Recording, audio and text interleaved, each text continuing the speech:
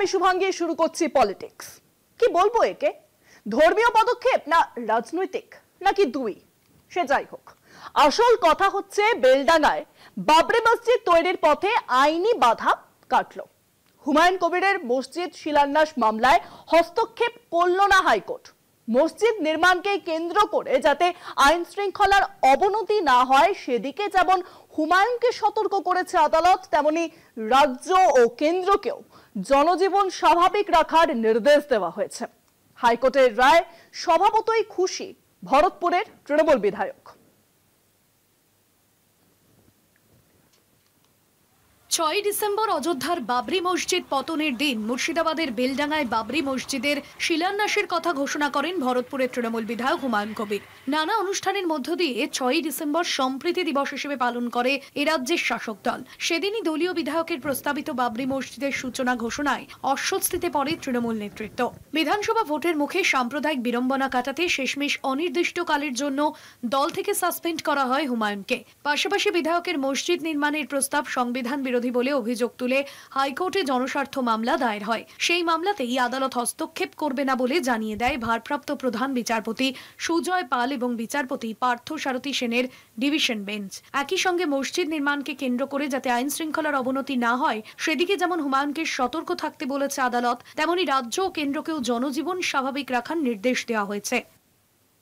আজ মহামান্য বিচারপতিগণ যে অর্ডারটা দিয়েছেন, যে আমাদের ওপর ইনস্ট্রাকশন ছিল যে দেওয়া হয়েছে যে আমরা যাতে কোনো রকমভাবে কোনো আনপ্রোভার্ট ইনসিডেন্টে প্ররোচনা বা আমরা যাতে সাপোর্ট করি, বা রাজ্য সরকার এবং কেন্দ্রীয় সরকারের যে বাহিনী থাকবে তাকে সহযোগিতা করা, সেটা আমরা আন্ডারটেকিং দিয়েছি।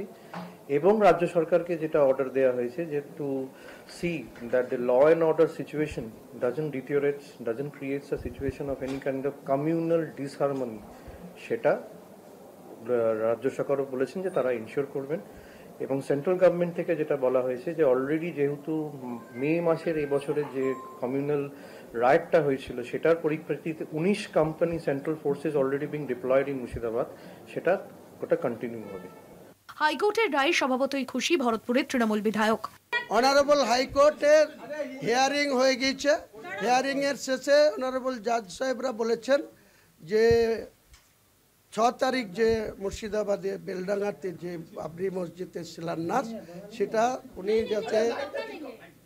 উনি যাতে নির্বিঘ্নে করতে পারেন তার জন্য এসপি মুর্শিদাবাদকে বলেছেন ল অ্যান্ড অর্ডার দেখে দিতে।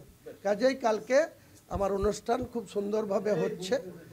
যেহেতু পুলিশকে ডাইরেকশন দিয়েছে অনারেবল জজ, আমি জজ সাহেবদের কাছে কৃতজ্ঞ, দায়বদ্ধ যে আমি সংবিধানের বাইরে কোনো কাজ করিনি। তাই সংবিধান স্বীকৃত এই মসজিদের শিলান্যাস কাল সুন্দরভাবে। যদিও বাবরি মসজিদ ইস্যুতে মুখ্যমন্ত্রীকে নিশানা করেছেন বিরোধী দলনেতা শুভেন্দু অধিকারী। হুমায়ুনের উদ্যোগকে অবশ্য কোনো গুরুত্ব দিতেই রাজি নন এআইসিসি সদস্য অধীর চৌধুরী। কিন্তু হুমায়ুন কবির যে কথাগুলো বলেছেন, যেমন তিনি লোকসভা নির্বাচনের সময় বলেছেন আমরা 70 ওরা 30, মানে মুসলিমরা ওখানে 70 হিন্দুরা 30, আমরা চাইলে ভাগীরথীর জলে ভাসিয়ে দেবো। তারপরে হুমায়ুন কবির বললেন যে এটা আমার কথা ছিল না, এটা মমতা ব্যানার্জির কথা ছিল।